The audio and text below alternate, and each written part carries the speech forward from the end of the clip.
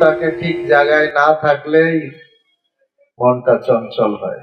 ভগবদ গীতায় ভগবান কৃষ্ণকেও অর্জুন প্রশ্ন করছেন, হে কৃষ্ণ, আমার মন এত চঞ্চল, বায়ুরিব সুদুষ্কর। বায়ুকে কন্ট্রোল করা কঠিন, তার থেকে আরো বেশি কঠিন হচ্ছে আমার মনকে কন্ট্রোল করা। কিভাবে আমার এই মনকে আমি সংযত করতে পারি?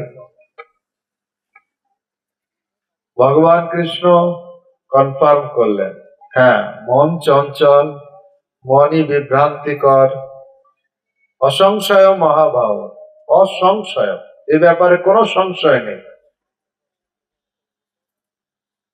কিন্তু অভ্যাসেন তুকেন বৈরাগ্যেন চ গৃহ্যতে, অভ্যাসের মাধ্যমে এটাকে কন্ট্রোল করা সম্ভব।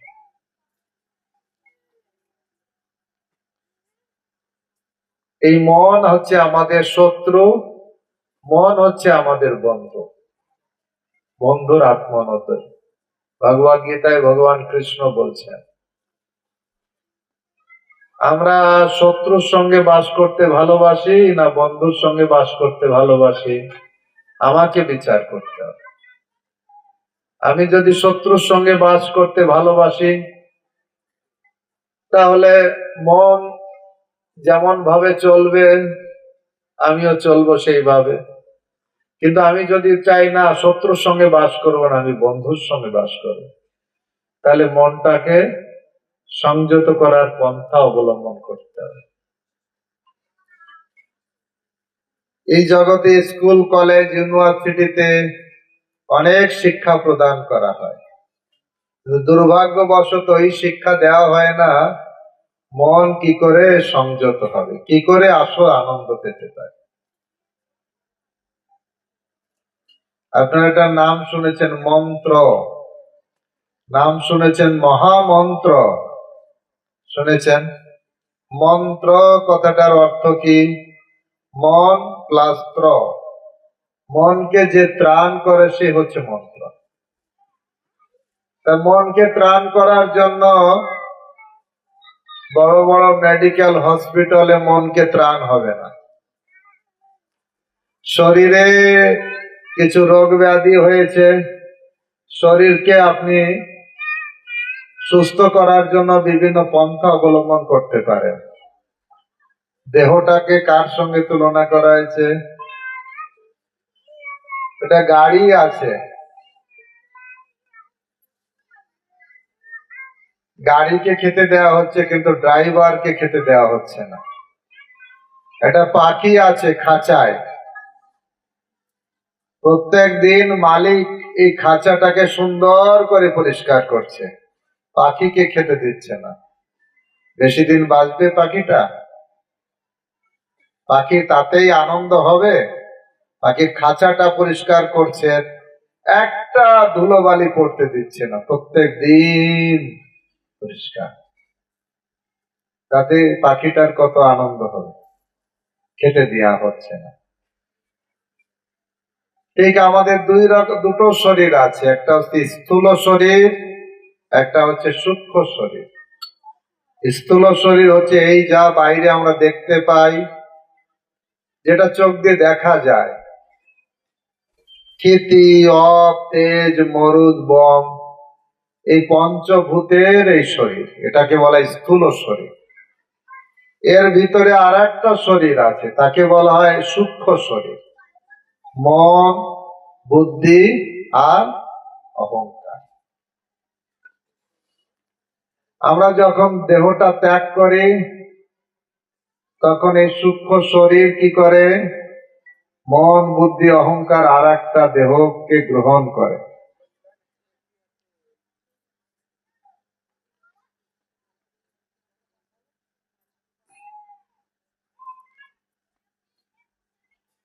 আমি বলছিলাম যে বাংলাদেশে গিয়েছিলাম কিছুদিন আগে, প্রায় 10,000 লোক প্রায় রাত 10টার সময় শুনছে কোন একটা ইয়ং ছেলে টু শব্দ করছে।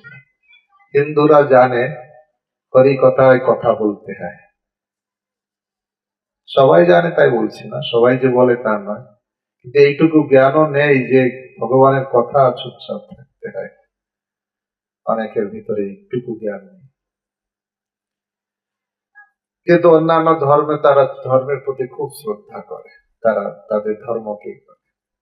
তা আমি যেটা বলছিলাম, কারণ এটা তো যাত্রা গান নয় যে ধরুন একটু ড্যান্স হলো, একটু এই হলো, অন্য একটা বিড়ি ফুকি আসলাম, একটু কথা বললাম, আবার শুনলাম, মাথায় ঢুকবে, ওইসব যে এই যাত্রা গান নয় যে মাথায় এরকম ভাবে ঢোকে।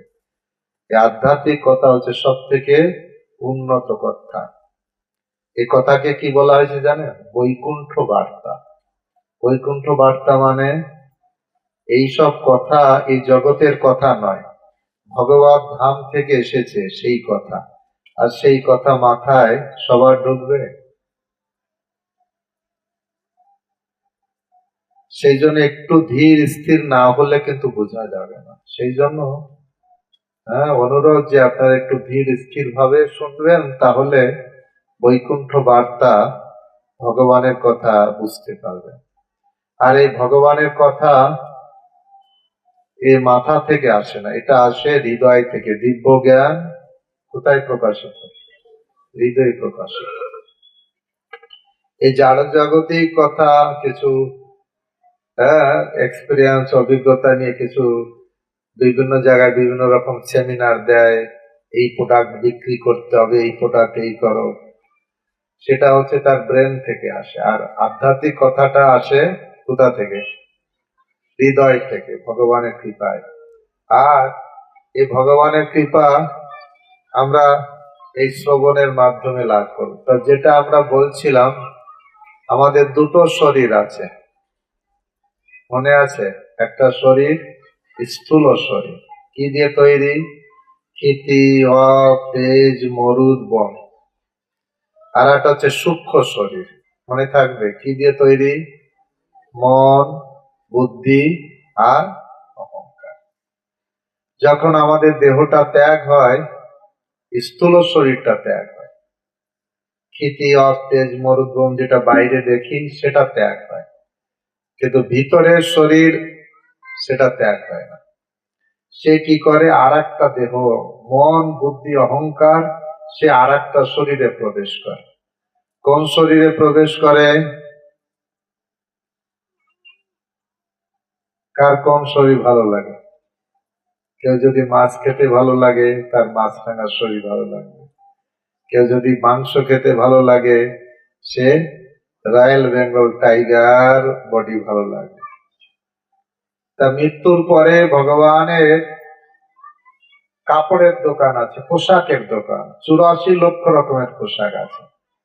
কুকুরের পোশাক, বাঘের পোশাক, মাছরাঙার পোশাক, যার যেটা পছন্দ হবে সেটাকে সে চয়েস করবে। অর্থাৎ এই জীবনে আমার মানসিকতা, মন, আমার বুদ্ধি, আমার অহংকার যে অবস্থায় আছে, নেক্সট শরীরটা আমার সেটাই প্রাপ্ত হবে।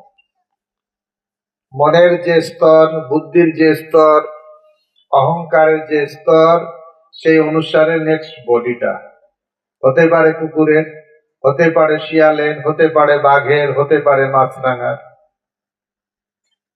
You R what you it.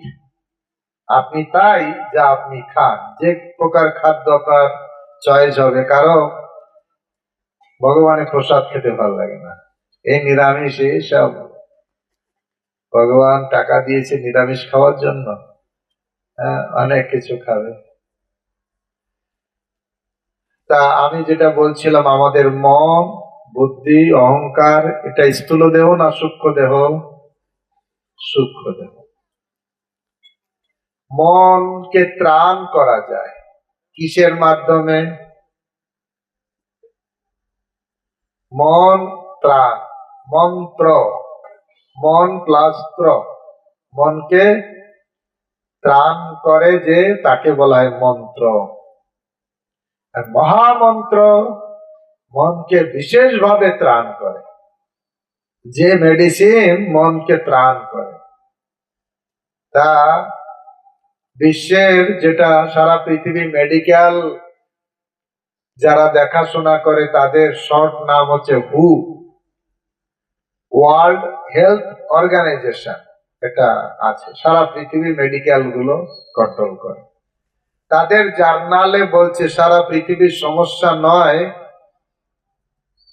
AIDS, AIDS বলে তো না, এইডস বা ক্যান্সার বা অন্যান্য রোগ, এটা ডেঞ্জারাস নয়। সব থেকে মেন ডেঞ্জারাস কি? মেন্টাল ডিজিজ, মানসিক রোগ। আর প্রায় সবাই আমরা 99% লোক আমরা এই মানসিক রোগী, মনের উদ্ভ্রান্তের দ্বারা পরিচালিত করি। মন চঞ্চল, পরক্ষণে দুশ্চিন্তা হয়, এই কাজটা না করলে তো ভালো হতো। এরকম কারো হয় আপনাদের? কিছু কাউকে বলে ফেললেন, না বললেই তো ভালো হতো। কিছু একটা কাজ করা হয়ে গেল, কিছু একটা বলা হয়ে গেল, কারো প্রতি রাগ করা হয়ে গেল, কাউকে হিংসা করা হয়ে গেল, হয় কি হয় না? আপনাদের হয় না, কিন্তু আমার প্রায় এটা হয়। কাউকে হিংসা করা, ক্রোধ করা, এর ফলে এটা কিসের, কোন রোগ? মেন্টাল রোগ। এ রোগের চিকিৎসা কোথায়? এ রোগের হসপিটাল কোথায়? ক্যালকাটা মেডিকেল নয়, অন্য কিছু নয়। এ রোগের হসপিটাল হচ্ছে মন্দির, টেম্পল, যেখানে মানুষ শান্তির বাতাবরণ পায়।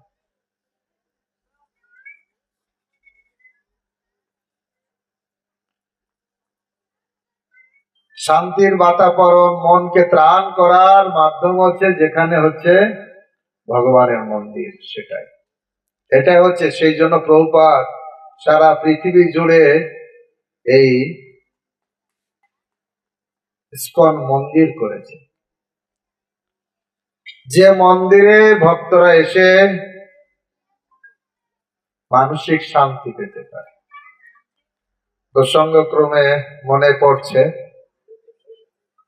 আপনাদের এই হাসনাবাদ এলাকার জন্য একটা আমাদের ইআইডিসি থেকে একটা পাস হয়েছে, যে এখানে একটা ইসকনের একটা সেন্টার করার জন্য। কিন্তু আমরা ছোট একটা জমি পেয়েছি, যেটা হচ্ছে বাসুদেব রত্তান, কি দীক্ষিত নাম, বাসুদেব কেশব দাস প্রভু ইচ্ছা করেছেন। তারপরে আমরা থেকে পাস করেছি। তা আমরা ওটা ছোট জায়গায় শুরু করব, ওখান থেকে আশেপাশে আরো প্রচার এসে বাড়িয়ে, এবং সবারই সহযোগিতায়, কারণ এটা ইসকন মন্দির কারো ব্যক্তিগত নয়, কোনো না একার কারো নয়। সবাই মিলে যদি আমরা সহযোগিতা করি তাহলে সেখানে মন্দির হতে পারে। ছিল প্রভুপাদ সারা পৃথিবী জুড়ে মন্দির করেছেন, তিনি তিনি 108টা মন্দির স্থাপন করেছেন, বিভিন্ন জায়গায় ভক্তদের তাদের সহযোগিতায় করেছেন। সহযোগিতা ছাড়া কখনো সম্ভব নয়। তা যেটা হোক, আশা করি সবার সার্বিক সহযোগিতা আমরা পাব। তা এটা হচ্ছে একটা মন্ত্র, মনকে ত্রাণ করে। কোথায়? যেখানে ভক্তরা থাকে, যেখানে কৃষ্ণ মন্দির, সেখানে এসে মনের ত্রাণ হয়। বিরাট বড় শিক্ষিত হলেই যে মন ত্রাণ হয়ে গেল, অনেক টাকা আসলেই যে মন ত্রাণ হয়ে গেল, তা নয়, সাধু সঙ্গ দরকার। তাই প্রভুপাদ এত মন্দির স্থাপন করেছেন মানুষকে সাধু সঙ্গ দেওয়ার জন্য, মানুষের পারমার্থিক এডুকেশন দেওয়ার জন্য, আর কিছু না। উদ্দেশ্য একটাই, যেখানে মানুষ গীতা ভাগবতের শিক্ষা পাবে, যেখানে মানুষ সাধু সঙ্গ পাবে। তাই শাস্ত্রে সাধু সঙ্গের বিশেষ মাহাত্ম্য বলা হয়েছে। সাধু সঙ্গ সর্বশাস্ত্রে কয়, লবমাত্র সাধু সঙ্গে সর্বসিদ্ধি হয়।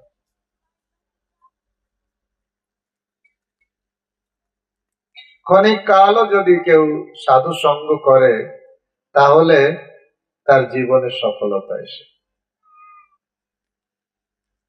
এমন দুর্লভ মানব দেহ, পাইয়া কি কর ভাবনা কেহ, এবে না ভজিলে যশোদা সুত, চরমে পড়িবে লাজে। অন্তিম সময়ে লজ্জায় পড়তে হবে। কেন লজ্জায় পড়তে হবে? হাই হাই করতে হবে।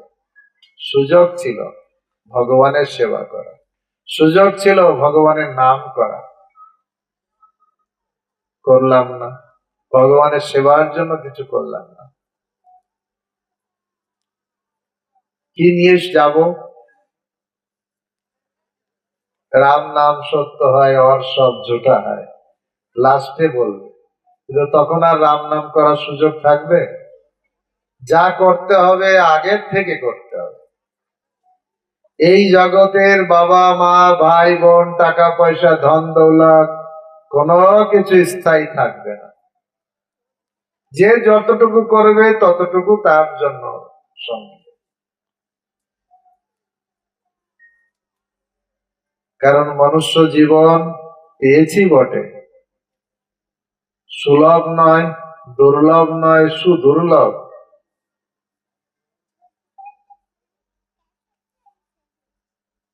আমি আজকে ভাগবতমে পড়ছিলাম, মনে হয় 30 অধ্যায়, চতুর্থ স্কন্ধের 30 অধ্যায়। নারদ মুনি প্রচেতাদের উপদেশ দিচ্ছেন। প্রাচীন ভবিষ্যতের পুত্র ছিল, 10 পুত্র একসঙ্গে একই রকমই মানসিকতায়, তাই প্রচেতা বলা হতো। প্রথমে তপস্যা করতে গিয়ে শিবজির কৃপা লাভ করেছেন। শিবজির উপদেশ মতন তপস্যা করেছেন, ভগবান বিষ্ণুর দর্শন পেয়েছেন। তারপরে প্রজা সৃষ্টি করলেন, আবার অন্তিমে গৃহ ত্যাগ করে আবার তপস্যায় গেলেন। এক মহারাজ বলছিলেন, বৃন্দাবন চন্দ্র গোস্বামী মহারাজ, কেউ আমরা গৃহ ত্যাগ করতে চাই না, লাস্ট পর্যন্ত গৃহই থাকতে চাই। কিন্তু মহারাজ বলছিলেন, অনেক অনেক আচার্যদের দেখা গেছে তারা অন্তিম সময়ে ভজনে চলে গেছে। উনি উদাহরণ দিচ্ছিলেন, যদি আমাদের খাওয়ার দরকার হয় তাহলে আমি বেডরুমে যাব না, কিচেন ঘরের দিকে যাব। আমার শোয়ার দরকার হলে বেডরুমে যাব, বাথরুমের দরকার হলে ল্যাট্রিনে যাব। প্রত্যেক কার্যের জন্য নির্দিষ্ট জায়গা আছে, খাওয়ার জন্য, বিশ্রামের জন্য, বাথরুমের জন্য। ঠিক সেরকম বর্ণনা আছে, দেহ ত্যাগটা কোথায় হবে?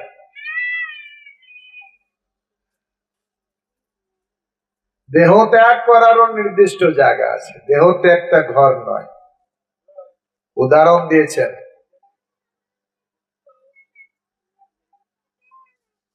অজামিল।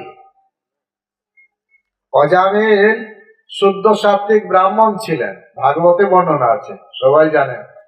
অজামিল শুদ্ধ সাত্ত্বিক ব্রাহ্মণ ছিলেন, সৎ পত্নী ছিল তার, সেবা পুজো করতেন। একটা খারাপ দৃশ্য দেখলেন জঙ্গলের ভিতরে, তার মন খারাপ পথে চলে গেল। আর এখন তো আমরা সব দিকেই খারাপ দৃশ্য দেখছি, মনটাকে টিকিয়ে রাখা বড় কষ্ট। অজামিল একটা খারাপ দৃশ্য দেখেই পুরো মনটা সৎপথ থেকে বিপথে চলে গেছিল, আর পাপ কর্মে লিপ্ত হলো, মানুষ মারা, লুণ্ঠন করা, জঘন্যতম পাপে লিপ্ত হলো। আর যারা পাপে লিপ্ত হয় তার কি হয়? আয়ুগুলো বেড়ে যায় না কমে যায়? কমে যায়। মৃত্যু যখন হওয়ার কথা, আয়ু যতদিন তার আগেই যমদূত তাকে নিতে চলে এসেছিল। 3 জন যমদূত চলে এসেছে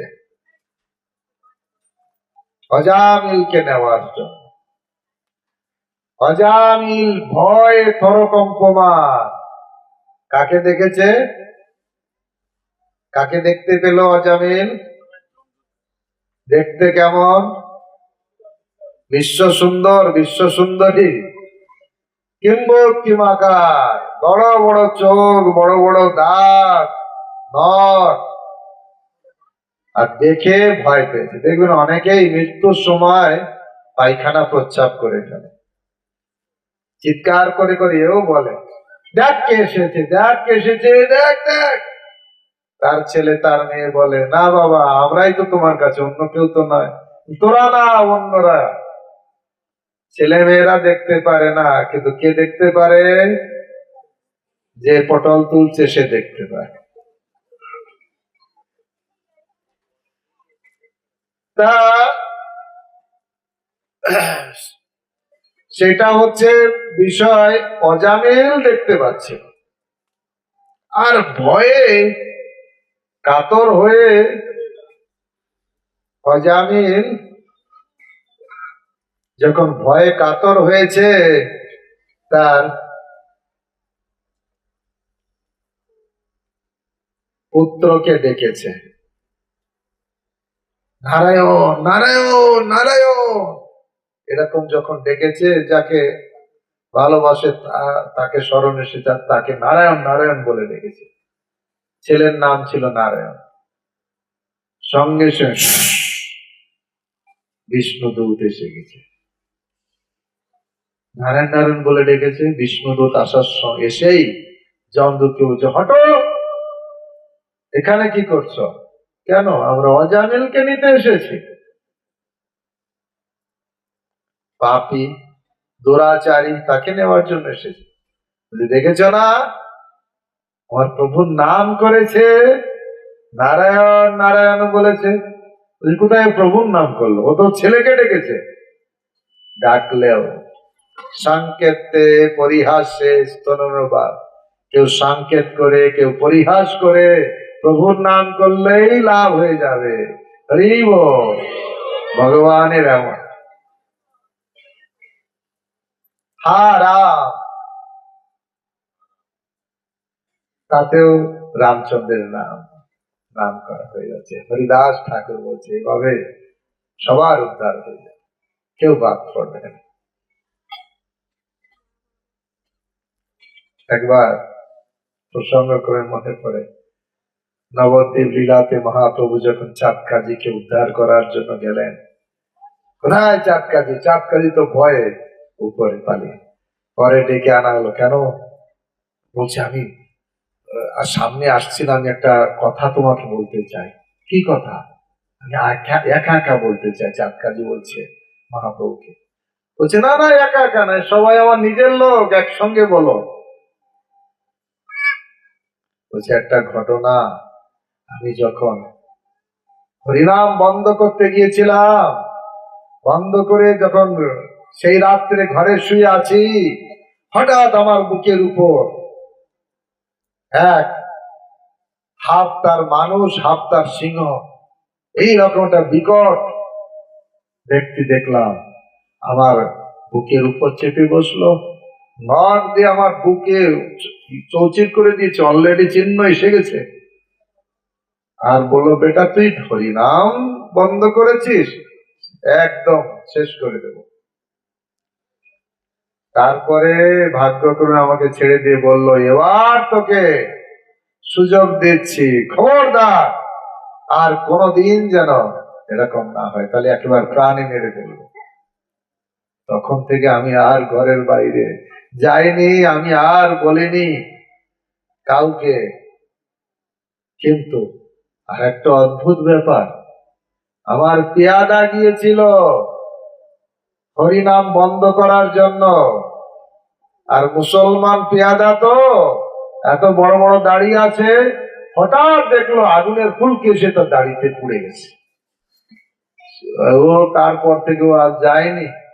কিন্তু আর একটা ব্যাপার, অদ্ভুত ঘটনা ঘটলো হে নিমাই, আর একটা অদ্ভুত ঘটনা। কি?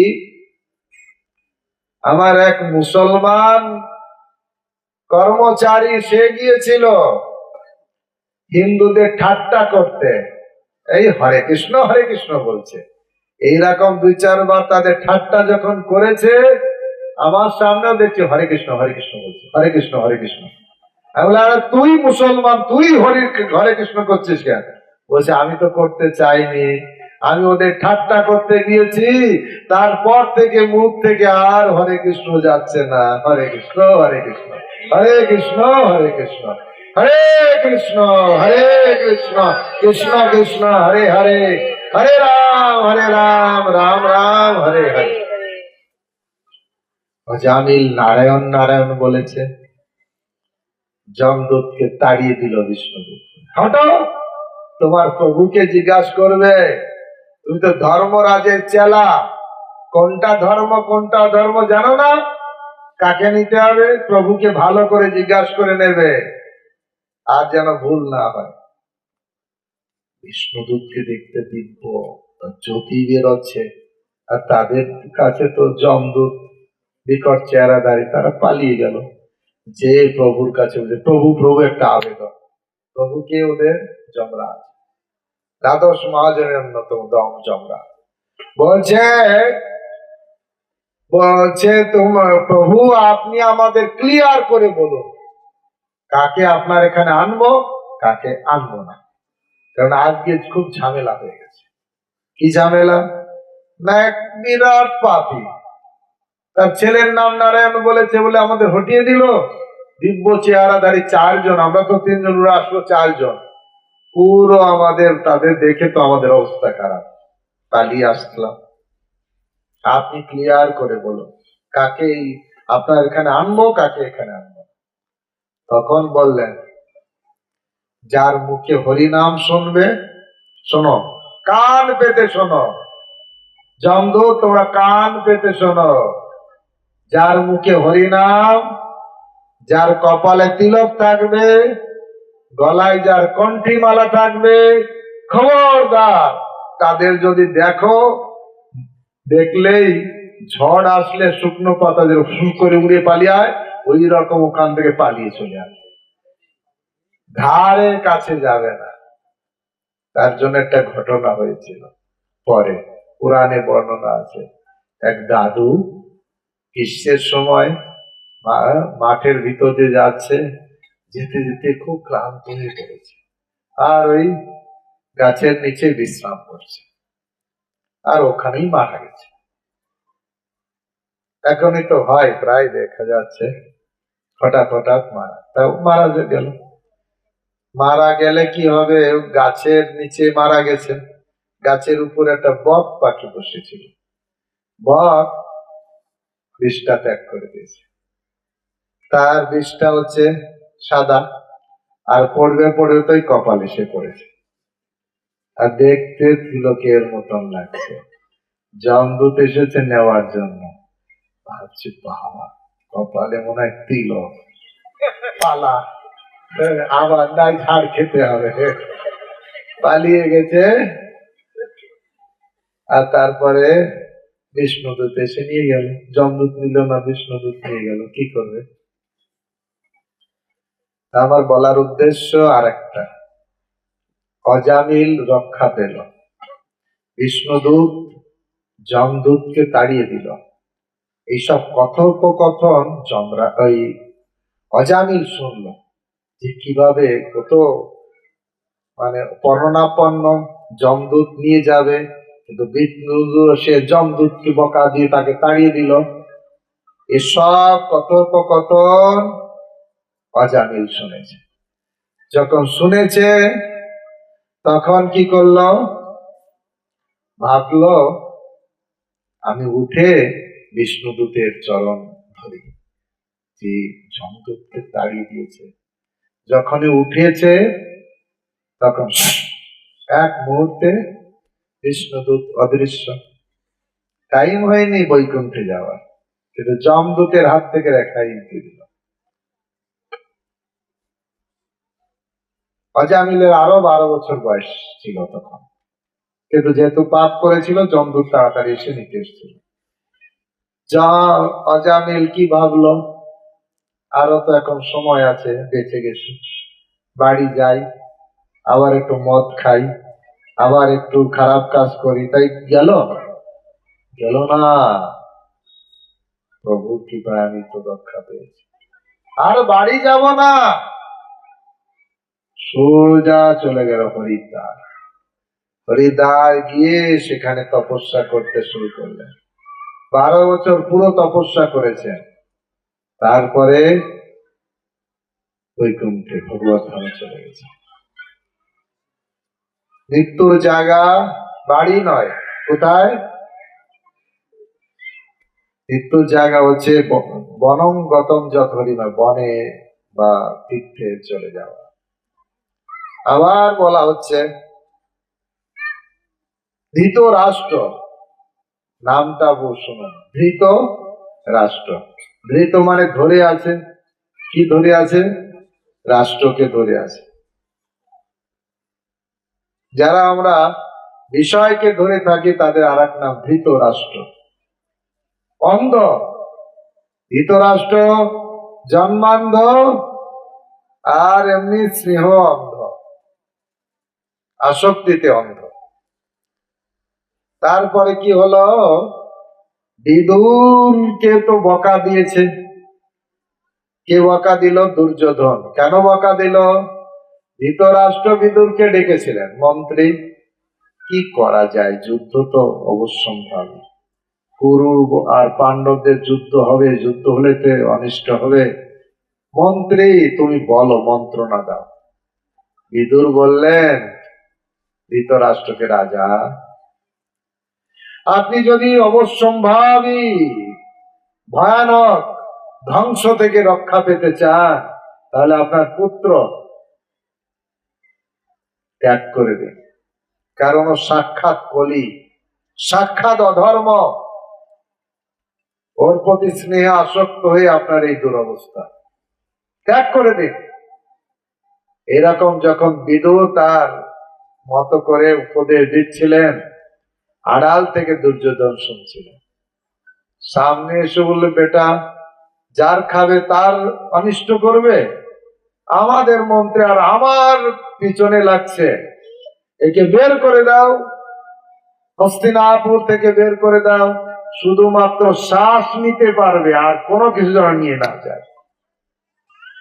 বিদুর তো এমনি চাইছিলেন, তীর ধনুক রেখে দিয়ে রওনা দিলেন। তীর্থে তীর্থে ভ্রমণ করলেন। উদ্ধবের সঙ্গে দেখা হলো। উদ্ধব বললেন, কৃষ্ণ তো অপ্রকট হয়ে গেছেন, কিন্তু কৃষ্ণ যাওয়ার আগে আমাকে ভাগবত কথা বলেছেন। বিদুর বললেন, দয়া করে আপনি আমাকে ভাগবত কথা শোনান।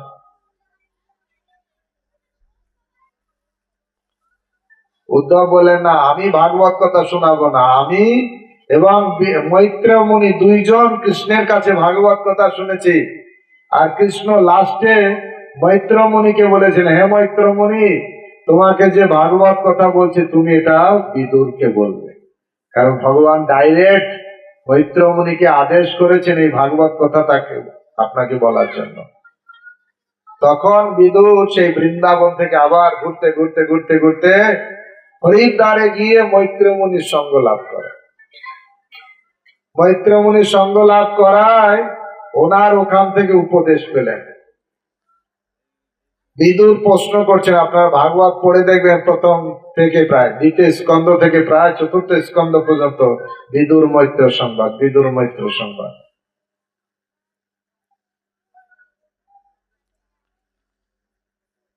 বিদুর যখন মৈত্রমুনিকে প্রশ্ন করেছেন, কত প্রশ্ন, আধ্যাত্মিক প্রশ্ন, এবং মৈত্রমুনি উত্তর দিয়েছেন, কত কাহিনী বলছেন, সব এসব শুনে ওনার এত কনফার্ম হয়েছেন ভগবত ভক্তি সম্পর্কে, তখন ওনার মাথায় আরেকটা চিন্তা এসেছে, আরে আরো একজন ঘরে বসে আছে, কে? ধৃতরাষ্ট্র। সে তো এখনো সে এই কিছু জানলো না, অন্ধ, জন্মান্ধ, কর্ম অন্ধ, বিষয় অন্ধ, সবকিছু অন্ধ হয়ে পড়ে আছে। বিদুর সেই হরিদ্বার থেকে ছুটতে ছুটতে ছুটতে ছুটতে হস্তিনাপুরে আসলেন। এসে যখনই এসেছে তখন অলরেডি যুধিষ্ঠির মহারাজ রাজা হয়ে গেছেন, কৌরব বংশ ধ্বংস হয়ে গেছে, ধৃতরাষ্ট্রকে ভীম খেতে দিচ্ছে, আর ধৃতরাষ্ট্র বসে বসে খাচ্ছে। বিদুর এসেছে, দেখেই কি বলল, যা যুধিষ্ঠির মহারাজ, অর্জুন, ভীম, নকুল, সহদেব তারা খুব খুশি। আহা হা, অনেকদিন পরে কাকা এসেছে, আহা কি আনন্দ। কিন্তু কাকা যে কি জন্য এসেছে, বড় জ্যাঠাকে তাড়ানোর জন্য, সেটা তা আসলে বিদুর কাকা রাত্রে ধৃতরাষ্ট্রের ঘরে ঢুকেছে, ঢুকে উপদেশ দিয়ে, কারণ সেই উপদেশ পেয়েছে মৈত্রেয় মুনির কাছে, মৈত্রেয় মুনি উপদেশ পেয়েছে কৃষ্ণের কাছ থেকে। এই দিব্য উপদেশ যখন পেয়েছে, তখন ওনার মনে ধৃতরাষ্ট্রের প্রতি করুণা হয়েছে। কেন বলবে, মোবাইলে কেন বলবে রে? বুঝতে পারেন না যে পরে করতে বলতে হয়, এখন কেন বলতে বলবেন? এখানে আসতে গেলে দৈত্যর গলা টিপে মারতে হয় আগে। কোন দৈত্য? মোবাইল দৈত্য। তাহলে হরি কথা শোনা যায়, না তো শুনতে পারবেন। ধৃতরাষ্ট্র ঘরে আছে, সেই ঘরে ঢুকেছে। কে ঢুকেছে? কে ঢুকেছে? বিদুর। উপদেশ দেওয়ার জন্য বলছেন, খুব করে বললেন, লজ্জা লাগে না? যাদের মারার জন্য 20 লাড্ডু, যাদের মারার জন্য লাক্ষাগৃহ, যাদের স্ত্রীকে অপমান, যাদেরকে বনে বনে ভ্রমণ করিয়েছ, তোমার ইচ্ছাতেই তো সব হয়েছে, তাদের দেওয়া খাবার খাচ্ছ, লজ্জা লাগছে না? হঠাৎ এখান থেকে। সঙ্গে সঙ্গে ধৃতরাষ্ট্রকে এমন উপদেশ দিলেন, সত্যি তো মাত্র ভোজন সাধন করার সময়। তখন উনি কি করলেন, সেই রাত্রে বেরোয় গেলেন। কে? ধৃতরাষ্ট্র। সঙ্গে গান্ধারী চলে গেলেন। সকাল হলে দেখছে বিদুর নেই, ধৃতরাষ্ট্র নেই, গান্ধারী নেই। পঞ্চপাণ্ডব হাহাকার করছে, কোথায় গেল? তখন নারদ মুনি এসে গেছে। বলুন কোথায় কোথায়? বলছে, আপনার চিন্তা করতে হবে না, জ্যাঠামশার জন্য আর চিন্তা করতে হবে, তিনি অলরেডি তপস্যা করতে গেছেন। না না, আমি যা, ওনার কষ্ট হবে, এই হবে, তাই আমি ওনাকে ডেকে পরিবারের খুব সেবা শুশ্রূষা করবো। বলছে, না না, তোমার এই সেবার জন্য তিনি লালায়িত নন, অলরেডি চলে গেছে। উনি তপস্যা করে 7 দিনের ভিতরেই উনি ঊর্ধ্বগতি লাভ করবেন। বুঝলি, তাহলে উনি চলে যাবেন, তাহলে আমি গান্ধারী, আমার বড় মা, তাকে নিয়ে আসবো। বলছে, গান্ধারী কি আর অপেক্ষা করবেন? স্বামীর, উনি ধৃতরাষ্ট্র তার তপস্যার প্রভাবে আগুন জ্বালাবেন, সেই আগুনে পুড়ে যাবেন, আর গান্ধারীও তাতে সহমরণে চলে যাবে, সে একই গতি লাভ হবে। মহারাজ এই দুটো উদাহরণ দিয়ে বলছিলেন বৃন্দাবন চন্দ্র গোস্বামী মহারাজ, যে আমাদের উচিত গৃহে আসক্ত না থেকে ভগবানের প্রতি আসক্ত হবে। কারণ একদিন সব কিছু ছাড়তে হবে। শ্মশানে শরীর মম পড়িয়া রহিবে, বিহঙ্গ পতঙ্গ তাই বিহার করিবে, কুকুর শিয়াল সব আনন্দিত হয়ে মহোৎসব করিবে আমার দেহ লয়ে। করবে কিনা মহোৎসব? সারা জীবন যদি আমি হরি ভজন না করি, মরার পরে কার লাভ হবে? কুকুর বিড়ালের লাভ হবে না আমার লাভ হবে? তো সারা জীবন কুকুর বিড়ালের লাভের জন্য কাজ করা উচিত না নিজের জন্য উচিত? চাচা আপন প্রাণ বাঁচা। শাস্ত্রে খুব সুন্দর সুন্দর উপদেশ দেয়া হয়েছে। সেখানে প্রচেতাদের নারদ মুনি উপদেশ দিচ্ছেন, সাধু সঙ্গ। জীবনের ক্ষণিক কালও যদি সাধু সঙ্গ হয়, তার তুলনায় বিরাট কোটি কোটি ধন সম্পদ তার তুলনায় কিছুই না। ক্ষণকাল যদি সাধু সঙ্গ, তুলনামপি লবণম। সেই জন্য বাংলায় শ্লোকে এটাই বলছেন, সাধু সঙ্গ সর্বশাস্ত্রে কয়, লব মাত্র সাধু সঙ্গে সর্বসিদ্ধি হয়। অনাদিকালের কলুষতা সব মোচন হয়ে যায় শুধু সাধু সঙ্গ।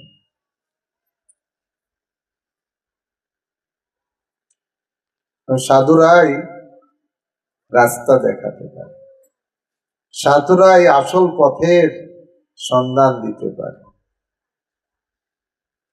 আমরা অনেকের পিছনে দৌড়াই, এই ভোট আসছে, আমরা কার না পিছনে দৌড়াবো, কতজনের পিছনে দৌড়াবো, কিছু লাভের জন্য, কিছু এই পাবো,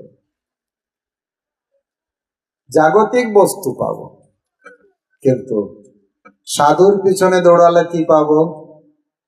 সাধু যে বস্তু পেয়েছে সেই বস্তু আমিও পাবো, তার কৃপা হলে আমিও সেটা পেতে পারি। তাই বলছেন কৃষ্ণ কার? সাধুর কৃষ্ণ। সবাই আমার সঙ্গে বলুন, আপনারা জানেন কৃষ্ণ সে তোমার, কৃষ্ণ দিতে পারো, তোমারও শক্তি আছে, আমি তো কাঙাল, কৃষ্ণ কৃষ্ণ বলি, ধাই তব পাছে পাছে।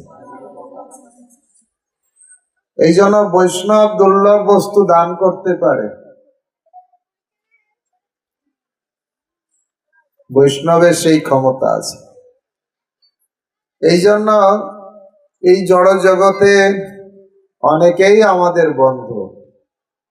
ছোটবেলায় মা আমার বন্ধু, আর একটু বড় হলে মা আর বাবা আমার বন্ধু, আর একটু বড় হলে খেলার সাথী আমার বন্ধু, আর একটু বড় হলে পড়ার সাথী আমার বন্ধু, আর একটু বড় হলে গার্লফ্রেন্ড বয়ফ্রেন্ড বন্ধু, আর একটু বড় হলে হাজবেন্ড ওয়াইফ বন্ধু, তারপরে ছেলে মেয়েরা হয় বন্ধু, নাতি নাতিরা হয় বন্ধু। কিন্তু প্রকৃত বন্ধুকে এক হচ্ছে ভগবান, আর হচ্ছে ভগবানের ভক্ত কৃষ্ণ কাষ্ণ। ভগবান নিজে বলছেন, আমি বিনা বন্ধু আর কে আছে তোমার, আমি ছাড়া তোমার বন্ধু আর নেই। আর বৈষ্ণব সম্পর্কে বলা হয়েছে, ভগবানকে প্রণতি নিবেদন করে তার স্তব করে বলছেন, তব নিজজন পরম বান্ধব সংসার কারাগারে। তোমার নিজজন যে বৈষ্ণবগণ না, হচ্ছে পরম বান্ধব। তারা স্বার্থের জন্য বন্ধুত্ব করে না। মানুষ অনেকে বৈষ্ণবদের ভুল বোঝে, আর যখনই মানুষ বৈষ্ণবের প্রতি ভুল ধারণা আসবে, তখনই বুঝতে হবে তার অধোগতির রাস্তা প্রশস্ত হয়েছে।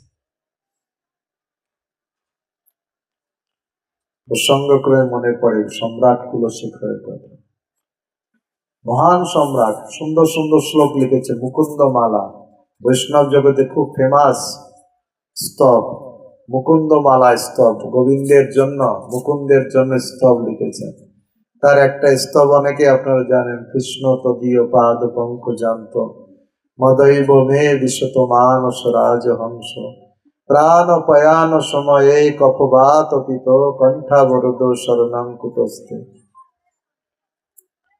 হে কৃষ্ণ, এখনই যেন আমার মনরূপ রাজহংস আপনার পাদপদ্ম লৌহ কাছে এখনই যেন প্রবেশ করে।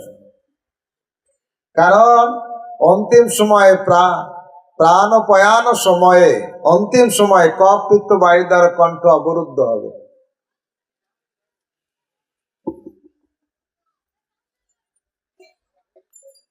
কণ্ঠ অবরুদ্ধ হবে, আপনাকে স্মরণ করতে পারবো না।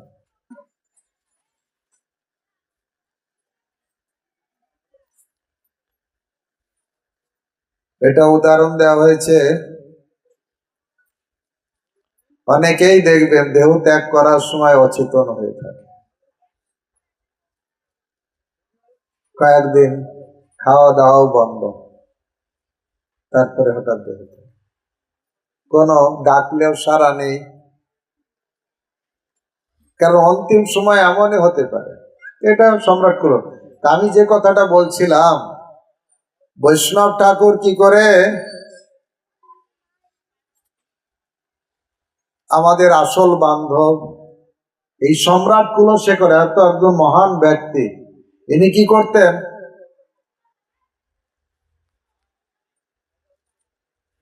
কি করতেন, সব সময় রাজা হওয়া সত্ত্বেও, সম্রাট হওয়া সত্ত্বেও তিনি রাজকার্য না করে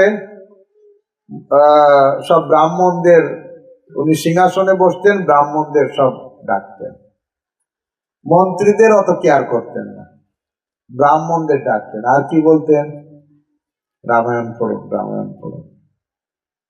সাত দিন শুধু রামায়ণ পড়তেন আর পুরো তাতেই ঢুকে যেতেন।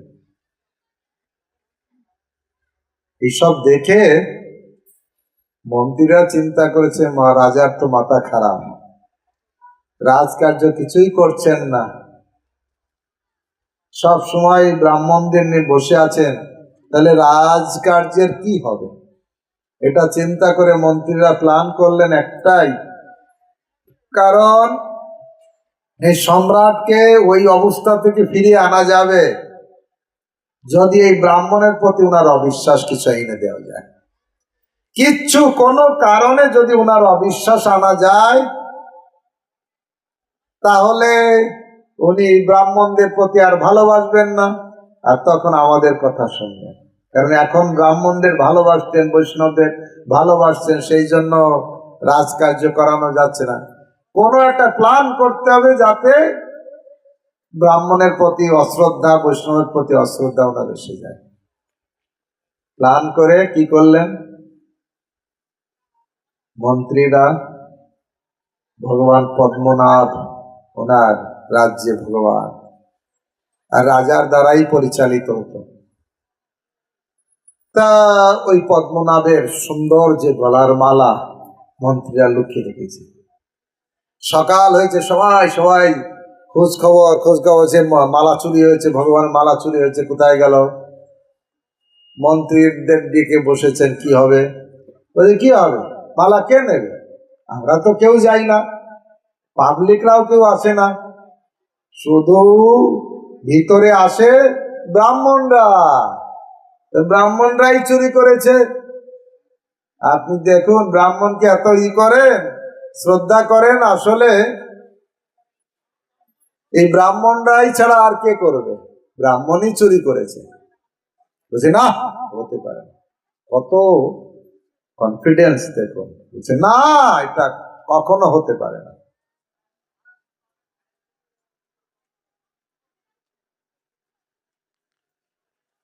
ওরা বলছে না না, আপনি বুঝতে পারবেন না, ব্রাহ্মণরাই পুজো করে, ব্রাহ্মণরাই আরতি করে, ব্রাহ্মণরাই ভোগ লাগায়, ব্রাহ্মণরাই মন্দিরে থাকে, অন্য কেউ আসবে চুরি করতে, ব্রাহ্মণরাই করেছে, একদম কনফার্ম। সব মন্ত্রী মিলে সবাই বলছে, দেখুন সবাই।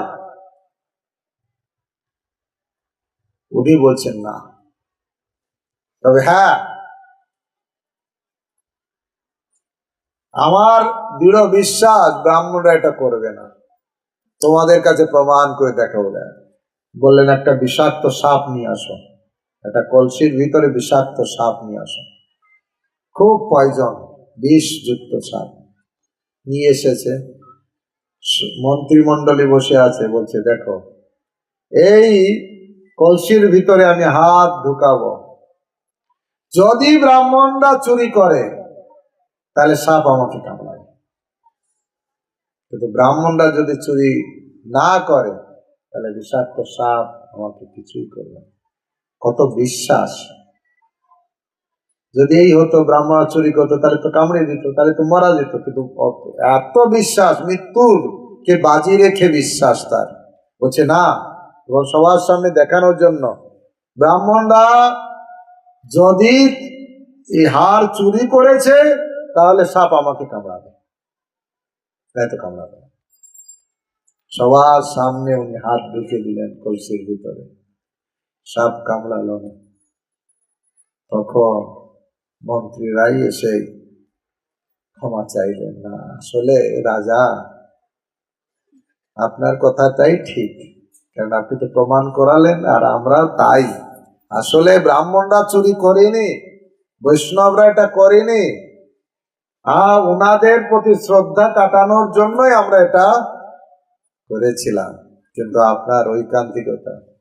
তখন সম্রাট বলছেন, আমার মন্ত্রীরা এরকম আমার বিরুদ্ধে এরকম করছে, থাকবো না এই রাজকার্যে। বিরাট বড় ঐশ্বর্য, বিরাট বড় নবাব, নবাব না সে সম্রাট, সব পরিত্যাগ করে সম্রাট চলে এসেছেন কোথায়? শ্রীরঙ্গমে, রঙ্গনাথ মন্দিরের পাশে সাধারণ কুটির করে ভিক্ষা করে তিনি জীবিকা নির্বাহ করতেন।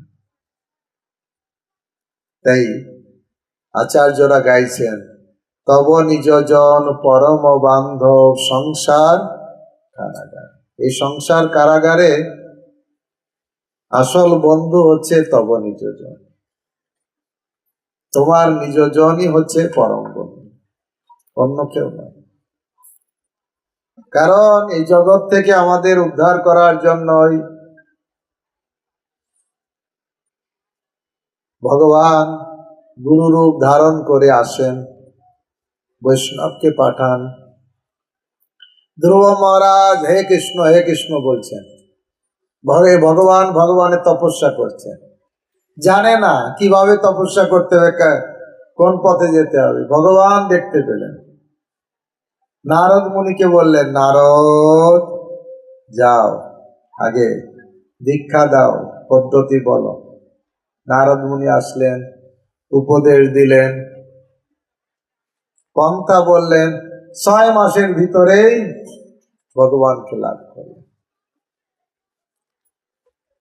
এই সংসার কারাগার থেকে উদ্ধার পাওয়ার জন্য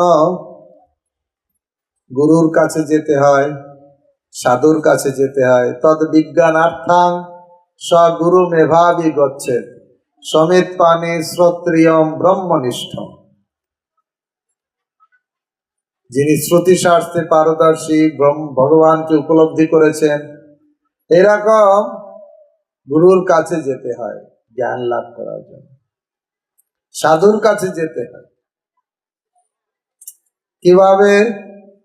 সুন্দর বর্ণনা দেওয়া আছে। কারো মাথায় যদি আগুন ধরে যায়, চুলে আগুন ধরে গেছে, দাও দাও করে জ্বলছে, সে কি করবে? অপেক্ষা করবে না কোনো পুকুরে লাফ দেবে? কি করবে? কেন? আগুন নিবে। ঠিক সেরকম এই উদাহরণ দিয়ে বলা হয়েছে, কারো যখন সংসার তাপ, সংসার তো দাউ দাউ করে জ্বলছে। আমরা সাধু হলেও প্রত্যেক দিন সকালে এই মন্ত্রটাই বলি, সংসার দাবা নল নিরলোক। সংসার হচ্ছে দাবা নলের মতন, দাউ দাউ করে জ্বলছে, সবাইকে জ্বালাচ্ছে। কিন্তু যারা একটু ভক্ত তারা বুঝতে পারে, সত্যি তো আমি কষ্ট পাচ্ছি, সত্যি তো তাপ লাগছে। বোকা ব্যক্তিরা বোঝে না।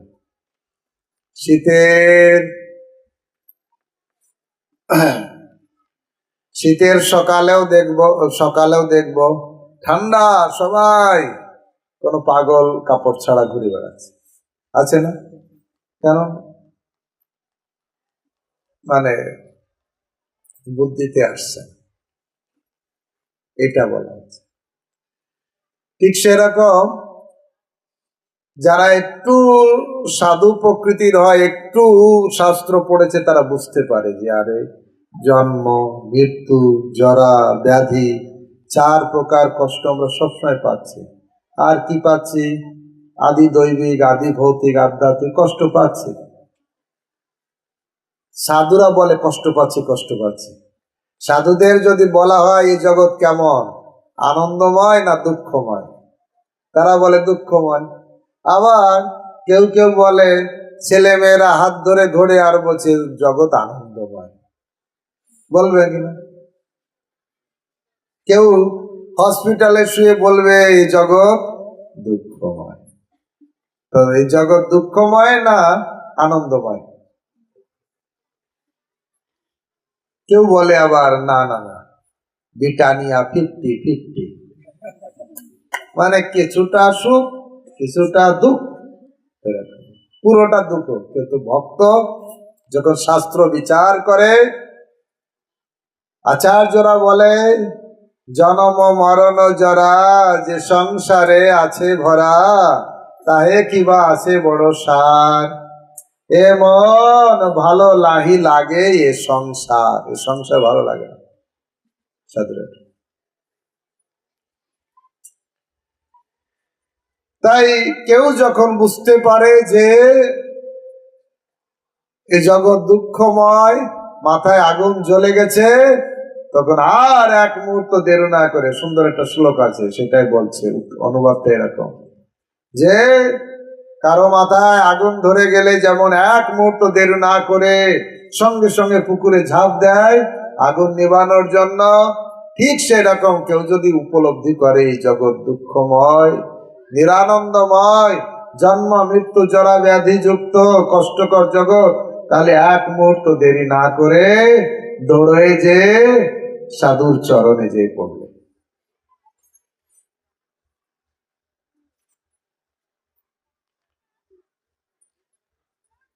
নারদ মুনি সেটাই বলছেন যে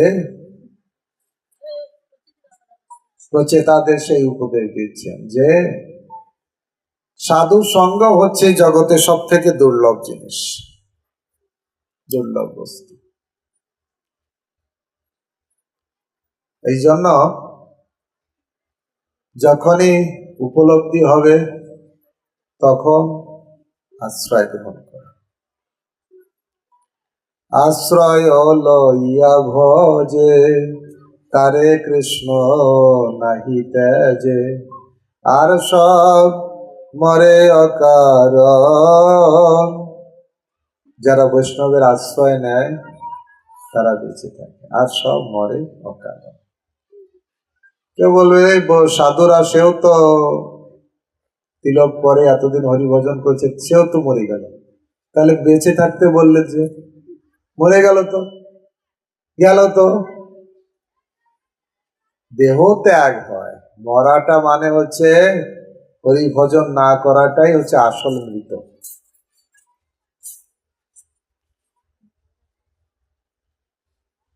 এই জন্য বলছেন নিদেহ মাধ্যম সুলভম সুদুর্লভম। এই দেহটা সুলভ নয়, দুর্লভ নয়, সুদুর্লভ।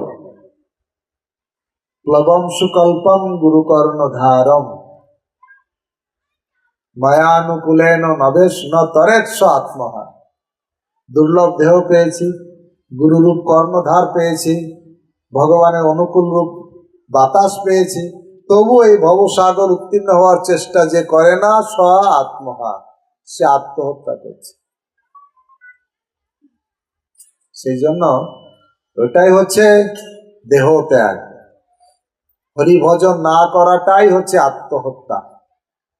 কিন্তু হরিভজন করলো, পুরানো দেহ, জরাজীর্ণ দেহ, চলতে ফিরতে কষ্ট হচ্ছে, ঠিক আছে, ভগবান বলল তোমার জন্য একটা ভালো দেহ আমি রেখেছি, আসো।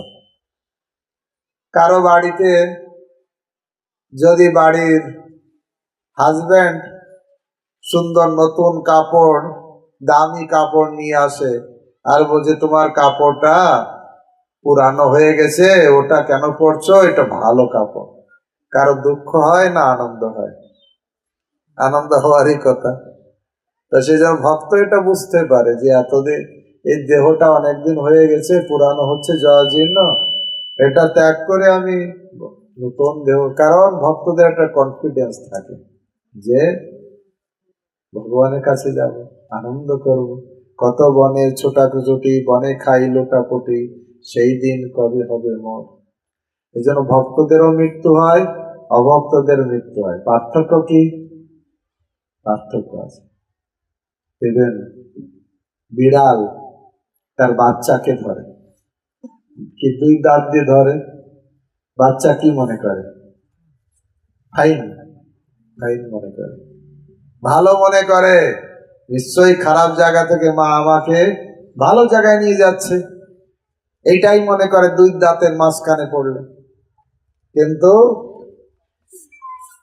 আবার যদি দেখা যায় ওই দুই বিড়ালের দুই দাঁতের মাঝখানে,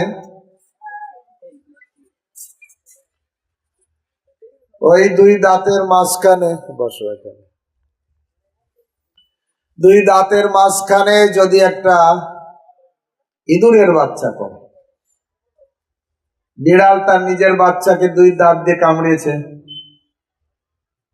ভাবলো মা আমাকে খারাপ জায়গা থেকে ভালো জায়গায় নিয়ে যাচ্ছে। ইঁদুরের বাচ্চাকে যখন দুই দাঁত দিয়ে কামড়ে ধরে, কি মনে করে? খারাপ জায়গা থেকে ভালো জায়গায়, না ভালো জায়গা থেকে খারাপ জায়গায়? কি মনে করে? অর্থাৎ এইটা হচ্ছে সব থেকে খারাপ দিন। এখনই যাতা কলে চেপে ধরবে। হরে কৃষ্ণ।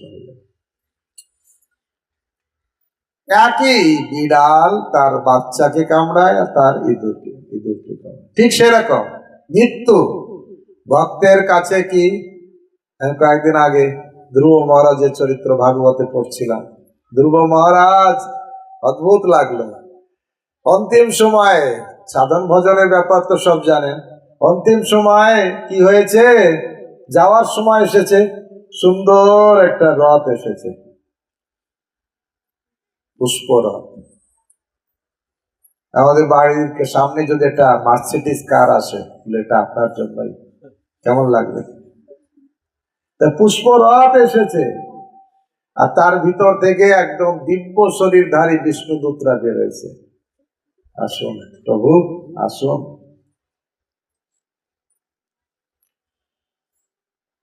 কেউ আমেরিকার টিকিট পেলে কি দুঃখ করে না আনন্দ করে? আর বৈকুণ্ঠে ভগবত ধামে নিয়ে যাওয়ার জন্য রথ এসে হাজির। আমি তখন চিন্তা করছিলাম, মৃত্যুর সময় কত চিৎকার চেঁচামেচি করে। ধ্রুব মহারাজ ভক্ত দেখলো রথ এসছে, ঘর থেকে বেরো বিষ্ণুদূত এসছে, বসুন আমি আসছি। তারপরে উনি স্নান করলেন। আরে যমদূত যখন আসবে স্নান করতে দেবে? কেউ একটু বিড়ি খাচ্ছে, হাফ বিড়ি খেলেও পুরোটা খেতে সুযোগ দেবে না, হটো বলবে কি না?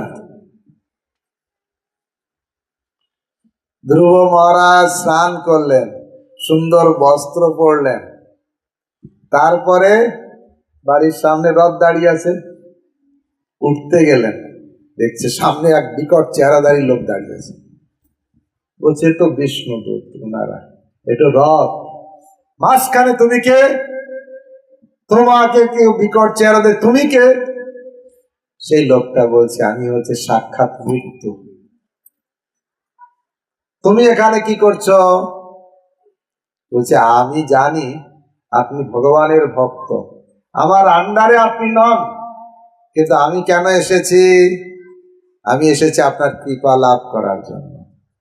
মৃত্যু বলছে আপনি রথে উঠবেন, রথে ওঠার আগে আপনার পাদপদ্ম আমার মাথায় দেবেন, আপনার চরণ ধুলি আমি মাথায় নেব, তাহলে আমি উদ্ধার হব।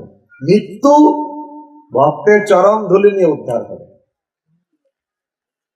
ধ্রুব মহারাজ তার উপর পা দিয়ে রথে চললেন। রথ যখন যাত্রা করবে তখন বলছে আমি যাব, কিন্তু আমার মা যার জন্য আমি হরি ভজন করেছি, বিষ্ণুর দর্শন পেয়েছি, সেই আমার সুনীতি মাহা কোথায়? বুঝে চিন্তা নেই।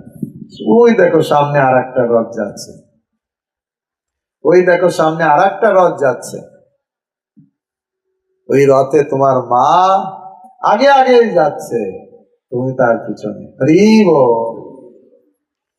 প্রচার করে কাউকে যদি ভক্ত করা যায়, তার কৃপায় আগে আগে যাওয়া যায়।